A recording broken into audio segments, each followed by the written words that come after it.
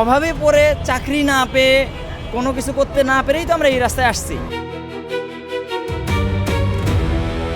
সরকার জনগণের টাকা মেরে খাওয়ার একটা নিনজা টেকনিক বের করছে। বাইক কেনার সময় আমরা 162% বেশি টাকা ভ্যাট দিয়ে বাইক কিনি। শুধু বাইক চালানোর উপরে তাদের ফ্যামিলি নির্ভর করে, আপনারা চাকরি দিতে পারতেছেন না।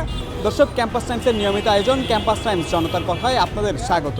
আজকে আমাদের বিষয়ে মোটরসাইকেলের উপরে নতুন করে কর আরোপ, এ নিয়ে কি বলছে মোটরসাইকেল চালকরা, শুনবো তাদেরকে। এই বাংলাদেশের সবচেয়ে ধনী ব্যক্তি হচ্ছিল আমরা যারা বাইক রাইড করি। বাইক কেনার সময় আমরা 162% বেশি টাকা ভ্যাট দিয়ে বাইক কিনি। এরপর লাইসেন্স করতে হয়, driving licence, tax token, everything সব পেপারস ওকে করার পরে এরপরে আমরা 2 বছর অন্তর অন্তর 2300 টাকা দিই, ভ্যাট দিই। দেওয়ার পরে এখন সরকার নতুন করে যে ভ্যাটের যে চালু করছে 2000 থেকে 10,000 টাকা পর্যন্ত। এটা আসলে বাংলাদেশ সরকার মনে করছে যে যারা যে তেল নিতে যাচ্ছে এরা বাংলাদেশের সবচেয়ে ধনী ব্যক্তি, এই জন্য আমাদের প্রত্যেকটা ঘাটে ঘাটে কর। এরপরে আবার ট্রাফিকে অটো মামলা, রাস্তাঘাটে আমরা যখন বাইক রাইড করতে যাই কোনো জায়গায় দাঁড়াই, হকাররা আমাদের ঘাট ধাক্কা দিয়ে সরাই দেয়। হকাররা গাড়ি নিয়ে রাস্তায় দাঁড়াইতে পারবে না, তারা রাস্তায় ব্যবসা করতে পারবে। দেশের সরকার চায় দেশটা উন্নত করতে, আর শুধু বাংলাদেশের সরকারই চায় দেশটা পিছিয়ে থাকুক। শিক্ষাটাকে নষ্ট করতেছে, অর্থনীতি ধ্বংস করতেছে, সব দিক থেকে চায় যে বাংলাদেশটা পিছিয়ে পড়ুক।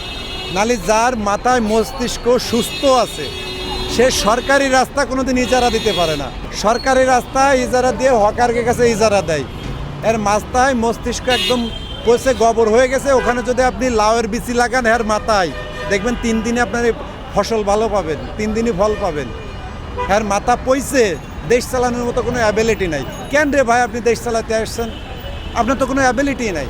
দেশের কল্যাণে আসে এরকম কোনোই না। আপনার ছেলের হাতের মোয়াকে আবদার করছে খাল কাটো, আপনি খাল কেটে বেড়াচ্ছেন। আগে দেশের মানুষের মৌলিক চাহিদা কি আগে এটা বোঝেন মিয়া, তারপরে আপনি দেশ চালান। আপনার দেশের মৌলিক চাহিদা পূরণ না করে আমার টাকাতে আমি তেল কিনবো, আমার ফুয়েল পাস লাগবে, আপনি বলেন এটা তো আমার মৌলিক অধিকার। আমি যে তেল কিনবো আমার টাকা দিয়ে, এখন তো তেলের দাম বাড়তি, তাহলে আমি এটা রিজার্ভ করার তো কিছু নেই। তাহলে আপনি আমার কাছ থেকে কেন আমি ফুয়েল পাস লাগবে, আমার টাকাতে আমি তেল কিনবো।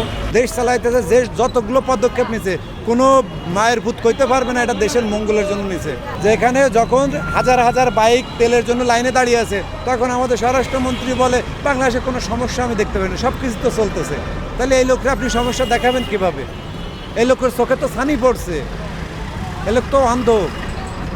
আর আমাদের সরকার ঘোষণা দিয়েছে বাংলাদেশে 0 টলারেন্স, মানে দুর্নীতি 0 টলারেন্স। আরে ভাই, আমি দুর্নীতি যদি বৈধতা দিয়ে দিই তাহলে দুর্নীতি থাকে কই? আমি চাঁদা নেব, বৈধতার ভিত্তিতে চাঁদা নেব, আমি ছিনতাই করব, সব জায়গায় সব কার্ড দিচ্ছে। এখন মানুষ যে ব্যঙ্গ করে বোঝে না যে একজনে গালি কার্ড চায়, একজনে এই কার্ড চায়।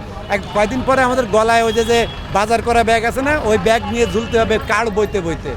ম্যাট কোথাকার একটা নিয়ে আসছে, কার্ড মাথার মধ্যে ঢুকছে। মানুষ চিন্তা করছিল কি, লন্ডনে থেকে আসছে, ওনার মাথায় আপডেট চিন্তা ভাবনা নিয়ে উনি শহরটাকে নগরায়ন করবে নতুন রূপে। সব আশার মুখে সাইড হেলে দিচ্ছে উনি। ওনার কাছে কোনো কিছু মানুষের প্রত্যাশা নাই। আমাদের সবচেয়ে দুর্ভাগ্য, আমরা বাংলাদেশে জন্মগ্রহণ করেছি। এই সরকারের কাছে বিনীত আবেদন, এই ভিডিওটা যতজনের বাকি, কোনো ব্যক্তি যদি আমাকে বাইরে যাওয়ার জন্য একটা ভিসা দিতে পারেন, আমি টাকা পাসপোর্ট দেবো, কিন্তু আমার লিগাল একটা ভিসা পাসপোর্ট দেন। এদেশে একটা মিনিট থাকার মতো রুচি আমার নাই। যে দেশে এত এই প্রধানমন্ত্রীর আন্ডারে এই দেশে থাকার রুচি আমার নাই।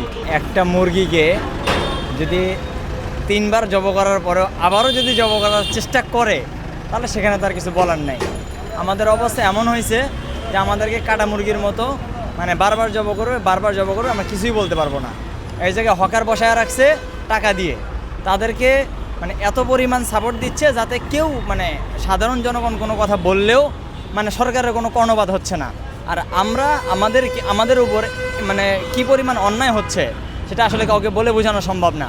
আমরা একটা যখন বাইক কিনি, 1 লাখ টাকা একটা যদি বাইক বাংলাদেশে ঢোকে, তার 156% কর দিতে হয়, আমাদেরকে ট্যাক্স দিতে হয় মানে সরকারকে।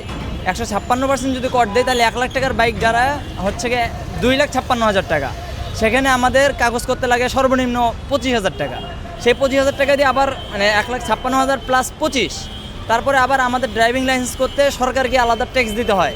শুধু তাই নয়, আমরা আবেদন করতে, তারপর হচ্ছে পরীক্ষা দিতে যে পরিমাণ আমাদের হ্যাসেল বহাইতে হয়, এটা আসলে মানে যারা মাঠে নামে নাই তাদেরকে বলে বোঝানো সম্ভব না। তারপরেও আমরা সাধারণ জনগণ, আমাদের আর কোনো জায়গা নাই, রাস্তা নাই, চাকরি বাকরি কিছু নাই, আমাদের উপরে ফ্যামিলি চলাচল করে। এখন আমাদের দেখা যায় যে আমরা রাস্তায় দাঁড়াই, এখন পুলিশ এসে আমাদেরকে তাড়ায় দেয়। অ্যান্ড আমাদের উপরেই তো আমাদের ফ্যামিলি নির্ভরশীল। অ্যান্ড আমরা অভাবে পড়ে চাকরি না পেয়ে, কোনো কিছু করতে না পেরেই তো আমরা এই রাস্তায় আসছি।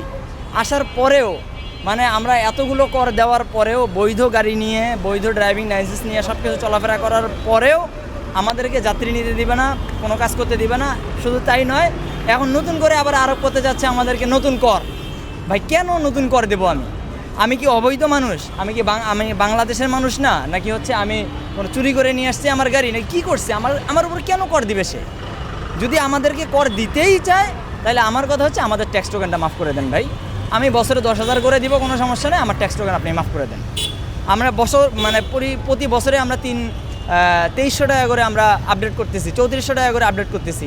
এত আপডেট করার পরেও যদি আমাদের বছরে 5,000 10,000 টাকা কর দিতে হয়, আসলে গরিব মানুষের উপরে পিঠে লাথি ছাড়া আর কিছু নাই আমার জানা মতে আর কি। এটা আমাদের উপর খুবই অন্যায়, খুবই অত্যাচার, আর যেটা বলার বাহিরে। আর আমি সরকারের কাছে আবেদন জানাই যে হচ্ছে এই যে আমরা দাঁড়াচ্ছি, পিছনে দাঁড়ায় রয়েছে, কোনো সমস্যা নাই, এই আমরা সামনে যারা দাঁড়ায় আছি আমাদেরকে পাঠায় দিচ্ছে এখান থেকে চলে যাও। তো আমরা এখান থেকে চলে গিয়ে কোথায় আমরা যাত্রী নিব?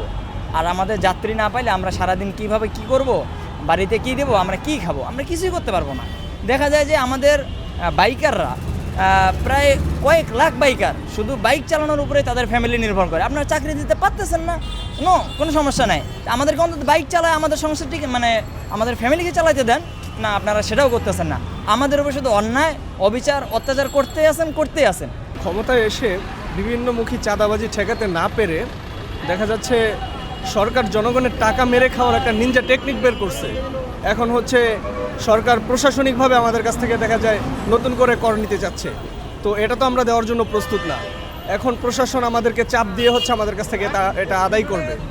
সরকারের কাছে যদি এরকম এবিলিটি থাকতো যে চাঁদাবাজি করে সরাসরি আমাদের কাছ থেকে টাকা নিবে তারা, তাহলে সেটা করতো, কিন্তু সরকার এটা পারতেছে না। এই জন্য হচ্ছে প্রশাসনের মাধ্যমে চাপ দিয়ে হচ্ছে আমাদের কাছ থেকে তারা টাকাটা উসুল করতে চাচ্ছে। বিআরটিএতে যাই একটা গাড়ির কাগজ করার জন্য, তখন আমরা দালাল ছাড়া কাজ করতে পারি না।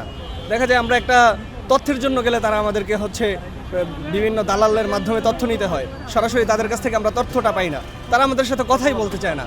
তার উপর আবার আমাদের গাড়ির থেকে আলাদা করে তারা কর নিতে চাচ্ছে। এমন কোনো বাইকার নাই যে মান্থলি দেখা যায় যে একটা হলো মামলা খায়, একটা মামলা খাইলে অলমোস্ট 2,000 টাকা। হ্যাঁ, বাইকটা হচ্ছে আমাদের, এটা কিন্তু বিলাসিতা না, এটা আমাদের প্রয়োজন, আমাদের দরকারের ক্ষেত্রে এটাকে আমরা ইউজ করতেছি, আমাদের এটার উপরে পরিবার সংসার সব কিছু চলতেছে। তো এটাকে এমন পর্যায়ে নিয়ে যাচ্ছে দিন দিন যে মানে আমাদের এই পেশাটা থেকে বেড়ে আসার মতো একটা সিচুয়েশন। আপনার ভ্যাট ট্যাক্স কিন্তু সব কিছু কমপ্লিট করা হচ্ছে। একটা বাইক যখন রেজিস্ট্রেশন করবেন সব কিছু কিন্তু টাকা পে দিয়ে দিচ্ছেন, কিন্তু এই যে নতুন যে কর যে সিস্টেমটা, এটা আমাদের উপর আসলে চাপানো, জোরপূর্বক ভাবে করানো হচ্ছে। এমন কোনো বাইকার নাই যে মাসে 2টা একটা মামলা খায় না, মানে আছে, মামলা আছে। আর এখন তো এআই সিস্টেম, হ্যাঁ, একটা করে মামলা যখন আপনি 2,000-3,000 টাকা এক্সট্রা চলে যাবে, আসলে আমরা এভাবে টিকে থাকা সম্ভব না। একদিকে তেলের দাম বাড়ছে, তাছাড়া দিন দিন ভাড়া কমতেছে, আর মোটরসাইকেল আপনার অভাব নেই। আর সরকার যে এখন আমাদের উপর যে ট্যাক্সের উপর যে দায়টা চাপা দেয়, সেক্ষেত্রে আমাদের উপর আরও বেশি আমরা ক্ষতিগ্রস্ত হয়ে যায় আর কি। ইনকামই নাই, বলতেন আমাদের ইনকাম নাই, টিপস নাই, মানুষের হাতের অবস্থা খুব খারাপ, দেশের যে পরিস্থিতি, আমরা কিভাবে কি করবো বুঝতে পারছেন। আর আমাদের উপরে এই একটা বাইকের উপরে যদি 4,000-5,000 টাকা বার্ষিক যদি একটা ট্যাক্স দিতে হয় সরকারের, এটা তো আমাদের চলার মতো কোনো থাকবে না। বর্তমান যে অবস্থা পরিস্থিতি আছে, এতেই তো আপনার অনেক ভয়াবহ, কারণ আমাদের এখন প্রতিদিন ধরেন সকাল থেকে ইনকামের এখন 700-800 টাকা ইনকাম হয়। তো এতে তো আমাদের সংসার চলে না। আর এইভাবে তো আর এর উপরে যদি আমাদের আরও যদি ট্যাক্স আসে, তাহলে তো আমরা আর এরকম করে হয়তো আমাদের অন্য ব্যবস্থা নিতে হবে, তাছাড়া তার উপায় নেই। আবারও নতুন কোনো বিষয় নিয়ে শুনবো, আপনাদের জানাবো আপনাদেরকে। সে পর্যন্ত ভালো থাকুন, সুস্থ থাকুন, সাথে থাকুন ক্যাম্পাস টাইমসের।